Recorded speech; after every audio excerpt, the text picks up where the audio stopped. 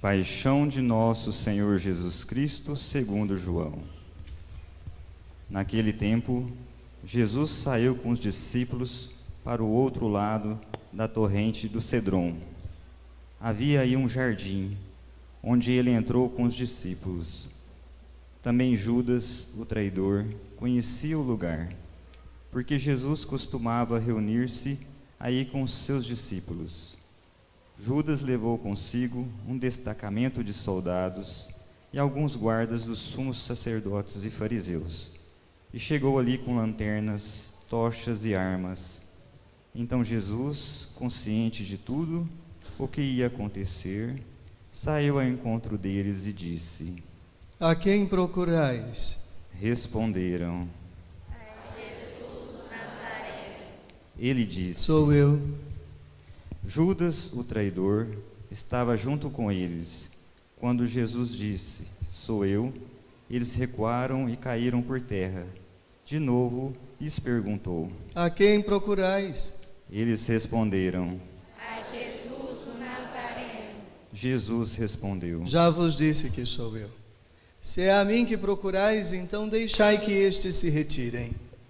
Assim se realizava a palavra que Jesus tinha dito: Não perdi nenhum daqueles que me confiaste. Simão Pedro, que trazia uma espada consigo, puxou dela e feriu o servo do sumo sacerdote, cortando-lhe a orelha direita. O nome do servo era Malco. Então Jesus disse a Pedro: Guarda a tua espada na bainha. Não vou beber o cálice que o Pai me deu? Então os soldados, o comandante e os guardas dos judeus prenderam Jesus e o amarraram. Conduziram-no primeiro a Anás, que era o sogro de Caifás, o sumo sacerdote naquele ano. Foi Caifás que deu aos judeus o conselho: é preferível que um só morra pelo povo. Simão Pedro e um outro discípulo seguiam Jesus. Esse discípulo era conhecido do sumo sacerdote e entrou com Jesus no pátio do sumo sacerdote. Pedro ficou fora, perto da porta. Então o outro discípulo, que era conhecido do sumo sacerdote, saiu, conversou com a encarregada da porta e levou Pedro para dentro. A criada que guardava a porta disse a Pedro: Não pertences também tu aos discípulos desse homem? Ele respondeu: Não. Os empregados e os guardas fizeram uma fogueira, estavam se aquecendo, pois fazia frio. Pedro ficou com eles, aquecendo-se. Entretanto, o sumo sacerdote interrogou Jesus a respeito de seus discípulos e de seu ensinamento. Jesus lhes respondeu: Eu falei às claras ao mundo. Ensinei sempre na sinagoga e no templo, onde todos os judeus se reúnem. Nada falei às escondidas. Por que me interrogas? Pergunta aos que ouviram o que falei. Eles sabem o que eu disse. Quando Jesus falou isso, um dos guardas que ali estava deu-lhe uma bofetada, dizendo: É assim que respondes ao sumo sacerdote? Respondeu-lhe Jesus: Se respondi mal, mostra em quê? Mas se falei bem, por que me bates? Então Anás enviou Jesus amarrado para Caifás, o sumo sacerdote. Simão Pedro continuava lá, em pé, aquecendo-se. Disseram-lhe: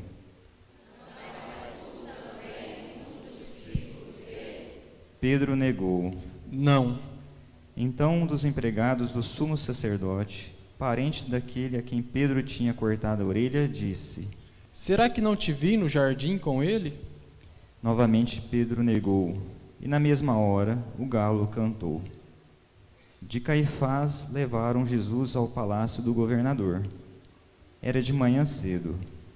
Eles mesmos não entraram no palácio, para não ficarem impuros e poderem comer a Páscoa. Então Pilatos saiu ao encontro deles e disse: Que acusação apresentais contra este homem? Eles responderam: Se não fosse malfeitor, não o teríamos entregue a ti. Pilatos disse: Tomai-o vós mesmos e julgai-o de acordo com a vossa lei. Os judeus lhe responderam: assim se realizava o que Jesus tinha dito, significando de que morte havia de morrer. Então Pilatos entrou de novo no palácio, chamou Jesus e perguntou-lhe: Tu és o rei dos judeus? Jesus respondeu: Estás dizendo isso por ti mesmo ou outros te disseram isso de mim? Pilatos falou: Por acaso sou judeu? O teu povo e os sumos sacerdotes te entregaram a mim. Que fizeste? Jesus respondeu: O meu reino não é deste mundo. Se o meu reino fosse deste mundo, os meus guardas teriam lutado para que eu não fosse entregue aos judeus.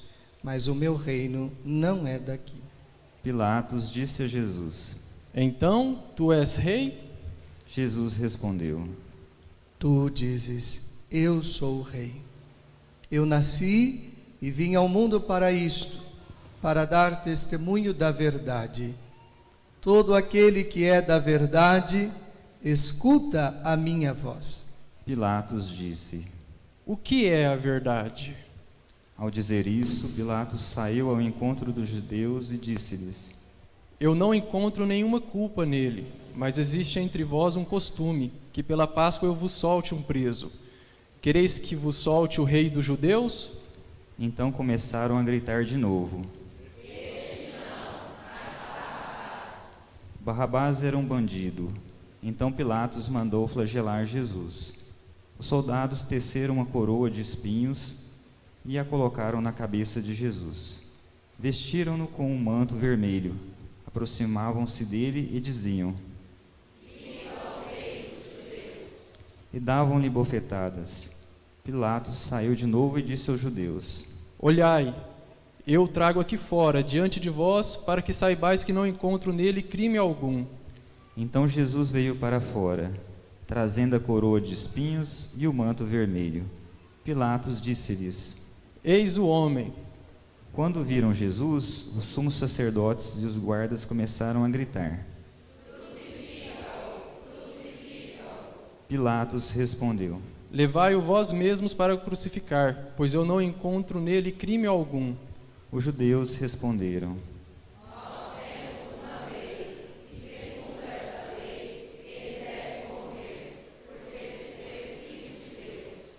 Ao ouvir essas palavras, Pilatos ficou com mais medo ainda. Entrou outra vez no palácio e perguntou a Jesus: De onde és tu? Jesus ficou calado. Então Pilatos disse: Não me respondes? Não sabes que tenho autoridade para te soltar e autoridade para te crucificar? Jesus respondeu: Tu não terias autoridade alguma sobre mim se ela não te fosse dada do alto. Quem me entregou a ti, portanto, tem culpa maior. Por causa disso, Pilatos procurava soltar Jesus, mas os judeus gritavam: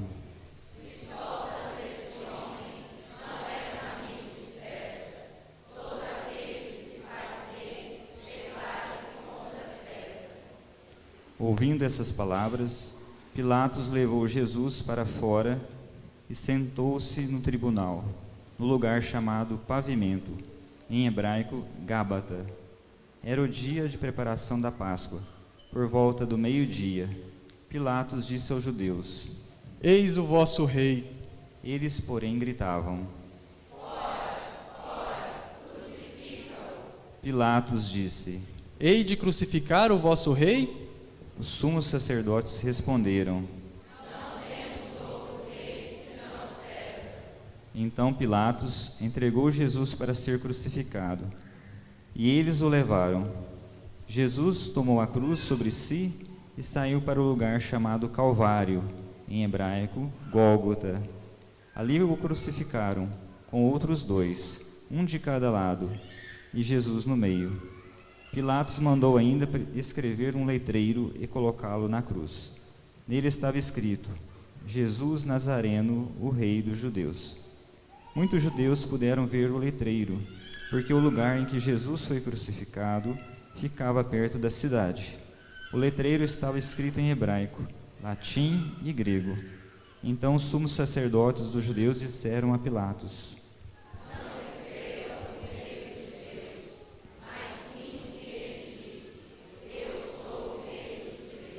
Pilatos respondeu: O que escrevi está escrito. Depois que crucificaram Jesus, os soldados repartiram a sua roupa em 4 partes, uma parte para cada soldado. Quanto à túnica, esta era tecida sem costura, em peça única de alto a baixo. Disseram então entre si: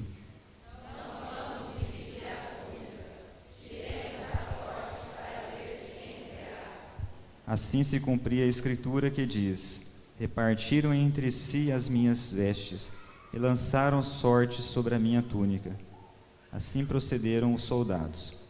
Perto da cruz de Jesus estavam de pé a sua mãe, a irmã da sua mãe, Maria de Cleofas e Maria Madalena.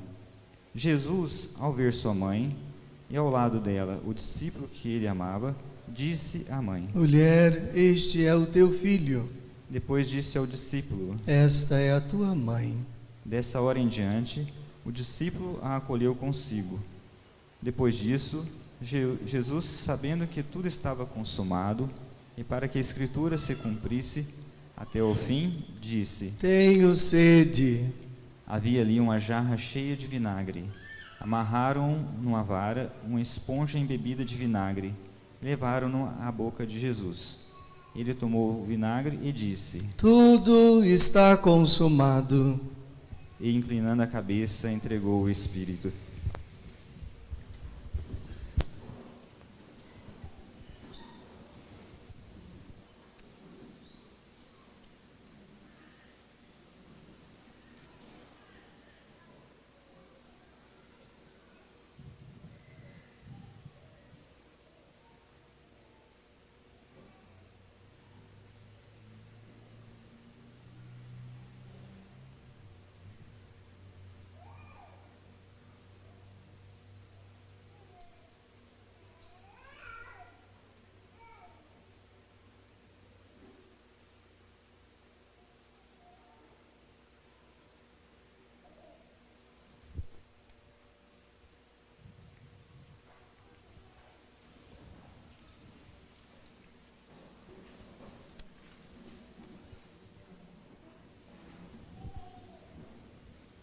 Era o dia da preparação para a Páscoa.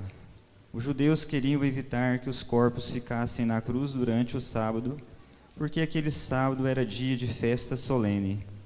Então pediram a Pilatos que mandasse quebrar as pernas aos crucificados e os tirasse da cruz. Os soldados foram e quebraram as pernas de um e depois do outro, que foram crucificados com Jesus. Ao se aproximarem de Jesus, e vendo que já estava morto, não lhe quebraram as pernas. Mas um soldado abriu-lhe o lado com uma lança, e logo saiu sangue e água. Aquele que viu dá testemunho, e seu testemunho é verdadeiro. E ele sabe que fala a verdade, para que vós também acrediteis.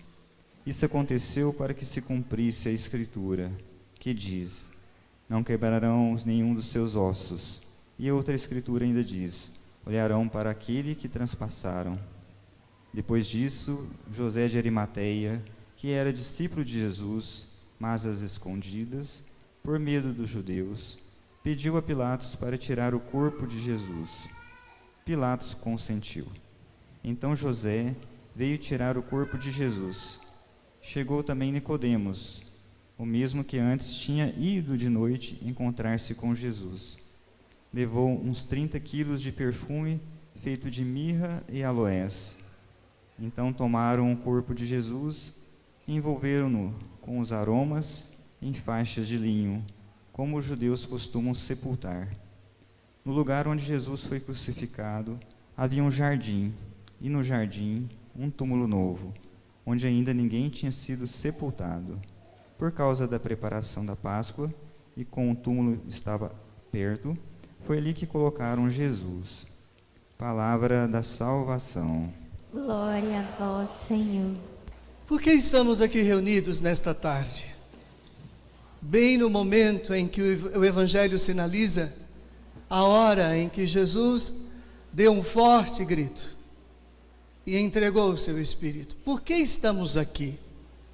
Por que dedicamos esses minutos, este tempo, para nos encontrarmos em torno do altar, desnudo, sem flor, sem alegria, triste.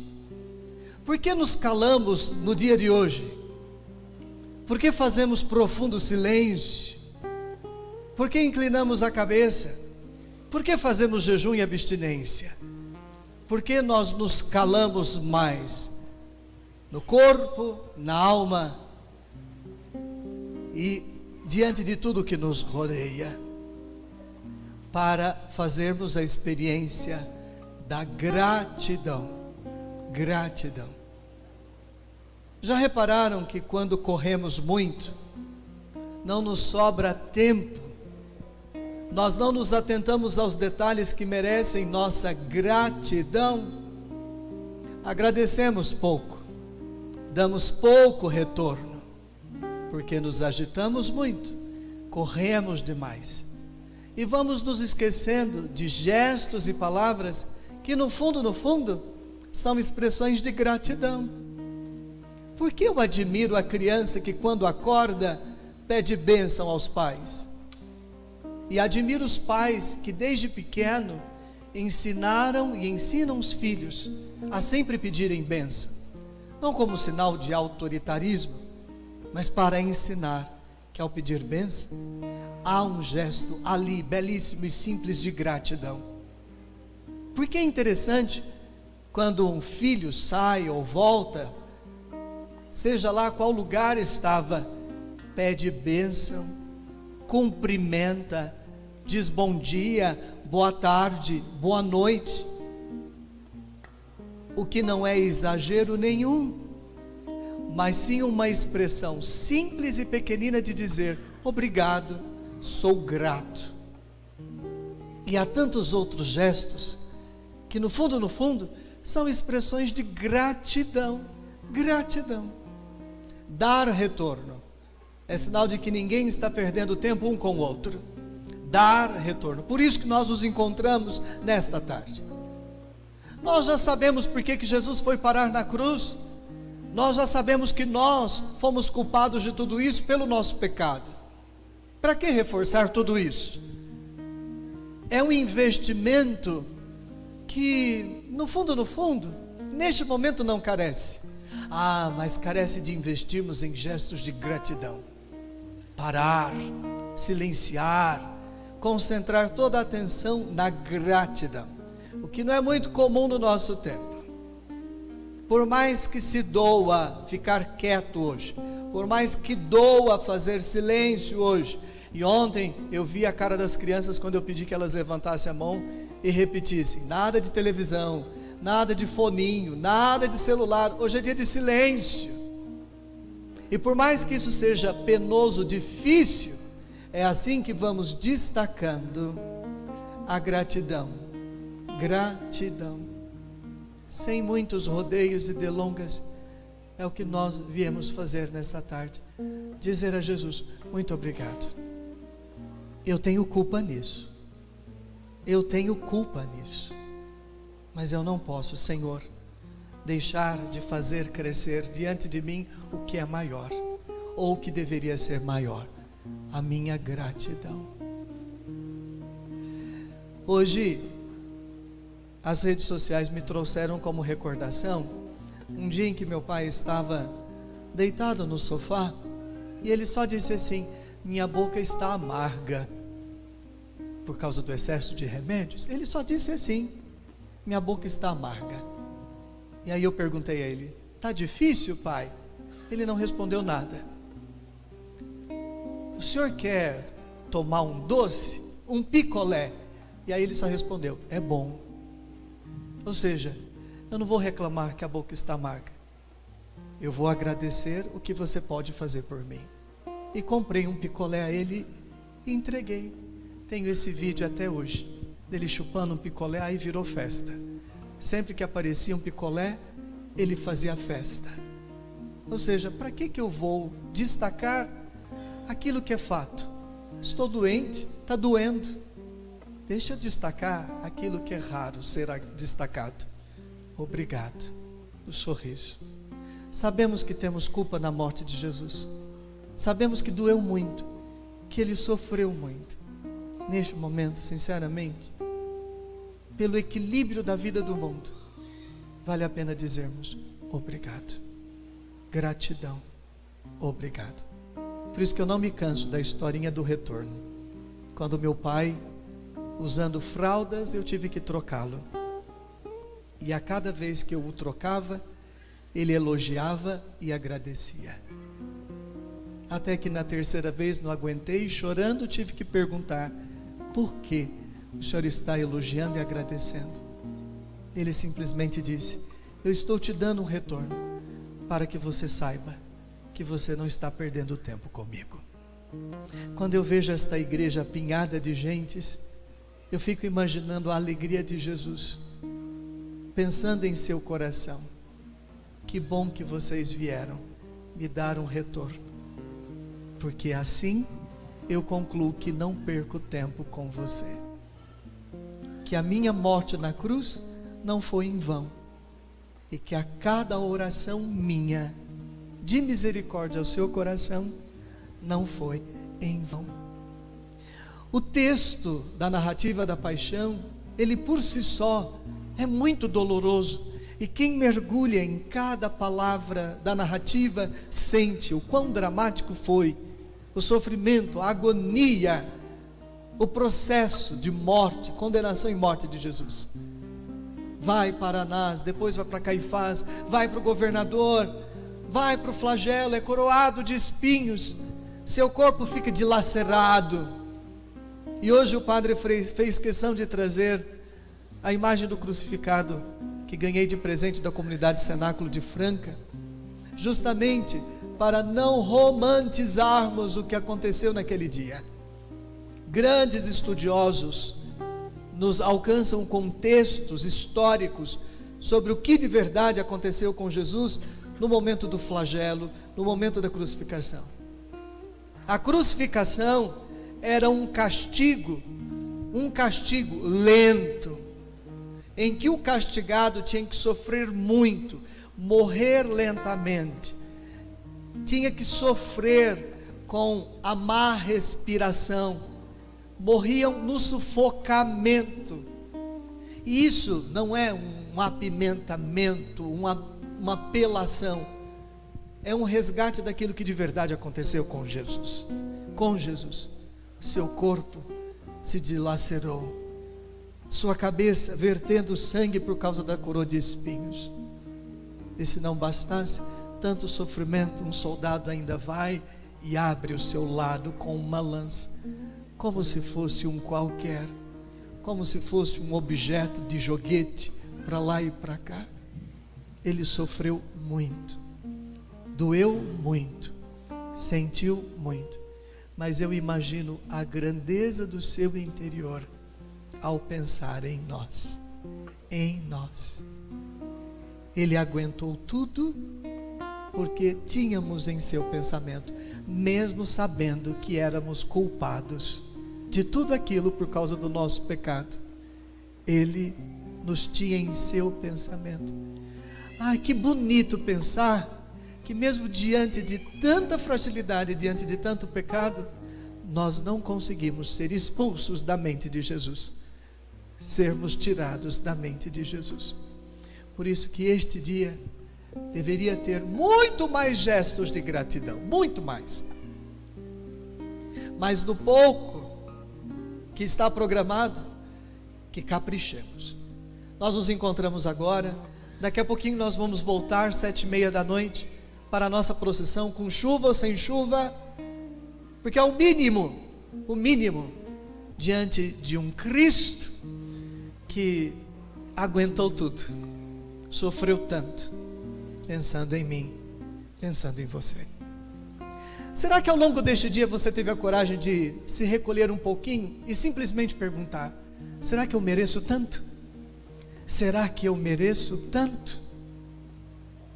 Você teve a coragem de, ao longo deste dia, parar um pouquinho, silêncio mesmo, e simplesmente contemplar na gratidão tudo o que Jesus fez por mim e por você?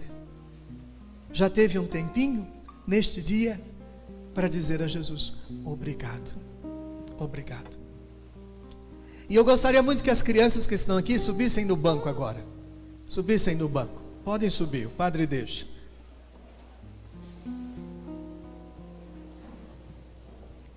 Que pena que estamos num tempo em que tudo virou frescura. O dia de hoje deixou de ser dia santo para muitos cristãos, para ser um simples feriado, em que tantos entretenimentos nos roubam a atenção. E de repente essas crianças chegam conosco até aqui, dizendo a nós que elas precisam crescer, entendendo que o dia de hoje sempre será um dia de muito silêncio, para dizermos a Jesus: obrigado, obrigado, obrigado. Quando eu olho para cada criança que aqui está, eu fico pensando, nós não podemos privá-las de crescerem no amor a Jesus, de crescerem no amor a Jesus a partir do nosso exemplo. Como as crianças me emocionaram com as cartinhas de quarta-feira. Como o padre não pôde ficar aqui, teve que ir para a catedral, eu achava que as crianças não iriam escrever nada. E para minha surpresa, saí da catedral e vim direto para cá ansioso. Quando eu abro o meu escritório, um monte de cartinhas debaixo da porta. Todas foram respondidas, já estão lá no fundo esperando vocês. E uma das cartinhas me encantou muito, todas, mas em especial uma em que a criança começa a escrever assim: eu não estou gostando da Semana Santa. E aí eu parei no ponto final e voltei. Eu falei: ai, como assim ela não gostou? Aí eu continuei a leitura: eu estou amando a Semana Santa. Bateu um alívio e ao mesmo tempo uma emoção, sinal de que está dando certo, está valendo a pena pararmos um pouquinho para contemplarmos o que estamos plantando.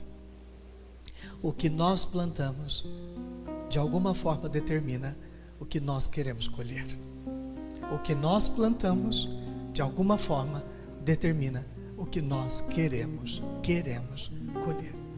Então olhe para essas crianças que estão aqui e olhando a elas, olhando para elas, que nós plantemos no coração um desejo eterno e perpétuo de gratidão. Que essas crianças cresçam na nossa sombra, inspiradas por nós. Podem se sentar, crianças. O que nós vamos viver agora? O que nós vamos experimentar agora? Um gesto muito simples, de gratidão.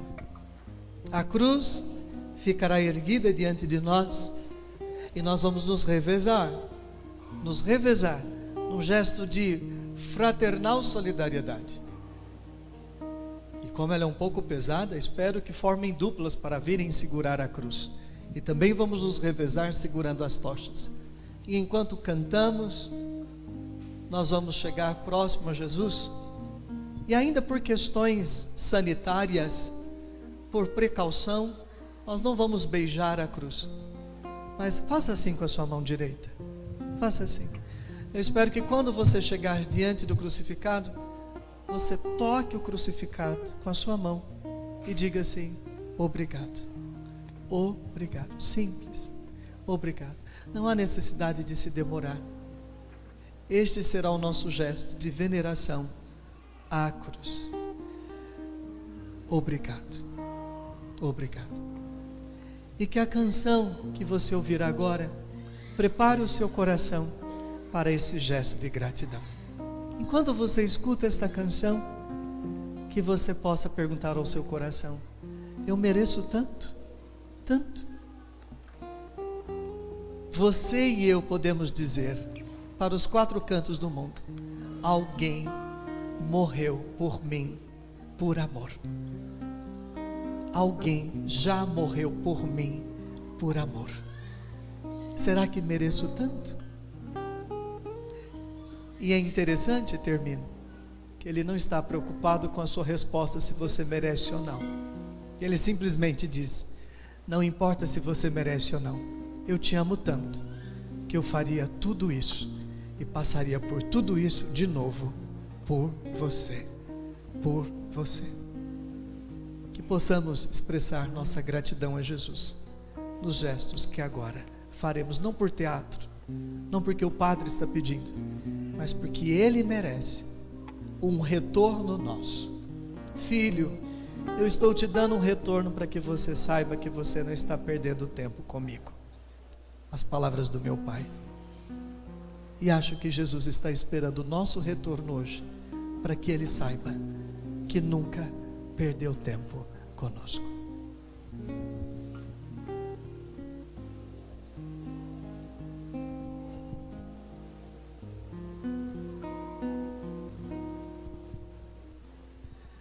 Quem sou eu para que lembres tanto assim de mim e me cerques com tanto carinho e proteção? Quem és tu, amor que nunca desistiu de mim e com paciência me trouxe até aqui para me desposar? Então deixo que as chamas do teu infinito amor me consumam por inteiro até que não reste nada meu, mas tudo seja teu. E tomado pela força da tua ressurreição, sinto tua vida em minha carne já. Não vivo eu, mas vive o amado meu eternamente em mim. Oh, doce eterna união que supera toda imperfeição, que com amor juntais coisas tão desiguais para manifestar sua glória e o seu poder. Oh, doce eterna união que supera toda imperfeição, que com amor juntais coisas tão desiguais para manifestar sua glória e o seu poder. Quem sou eu para que lembres tanto assim de mim e me cerques com tanto carinho e proteção? Quem és tu, amor que nunca desistiu de mim e com paciência me trouxe até aqui para me desposar? Então deixo que as chamas do teu infinito amor me consumam por inteiro até que não reste nada meu, mas tudo seja teu. E tomado pela força da tua ressurreição, sinto tua vida em minha carne já. Não vivo eu, mas vive o amado meu eternamente em mim. Oh, doce eterna união que supera toda imperfeição, que com com amor juntais coisas tão desiguais,